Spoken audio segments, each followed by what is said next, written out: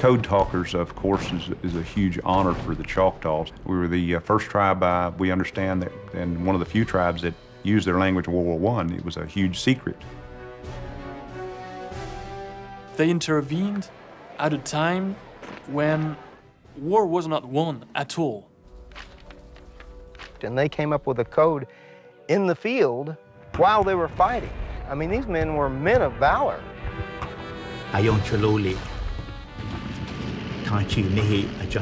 Choctaw code talkers have been credited with shortening the war. They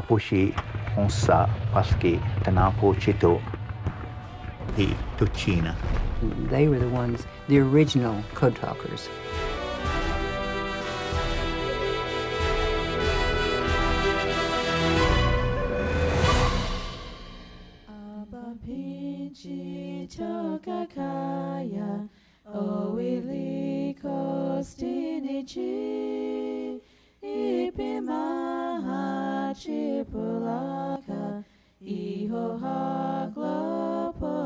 In World War I, we actually were asked to use our language, and the people were proud to be able to use theirs. It saved countless lives. That allowed many other tribes in World War II to help out in the same way. The forces of the Japanese or Germans never broke any of the codes in World War I or World War II. So very, very proud of our people there. The government had sworn them to secrecy about what they did. Their memo of 1919, the material that tells about the code talking, it was declared classified. And they honored that to their death. And that is one reason there is so little information about the World War I Choctaw Code Talkers, because they honored it, honored what the government stipulated for them to do. Well, our grandfather was Tobias William Frazier, but we called him Papa Toad. He was very secretive about what he did in the code talking and the types of things he did in the service.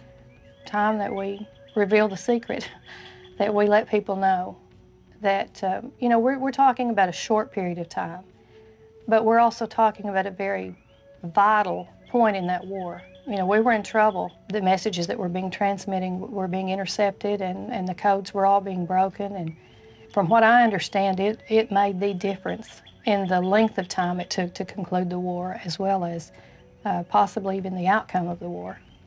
World War I for the United States was a war we really didn't want to get into. The United States enters the war in April of 1917.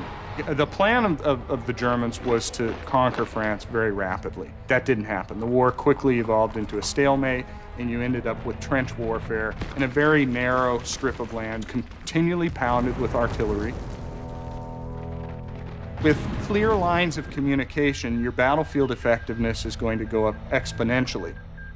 Now, if the Choctaw were using their own native tongue and then putting a code into that tongue, you can imagine the desperation in the higher ranks of the German army to find out that not only do we have these millions of Americans coming over here fighting us, but now they have a code that we can't break.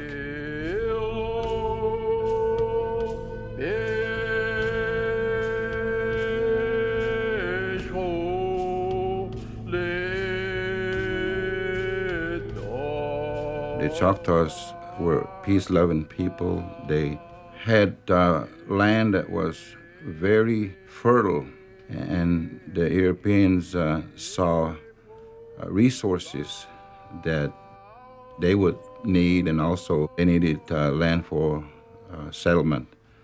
We had series of treaties that began in 1800.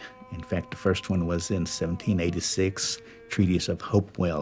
And that was the treaties with Choctaw in the United States, where they were going to be protecting us through the years. But in 1800, you know, they began to make treaties where they were taking some of our lands in Mississippi. I think the fall of 1831, 32, and 33.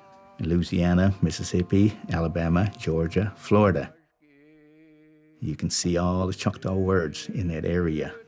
When Andrew Jackson became president, he signed the Indian Removal Act, and that took place in 3 phases.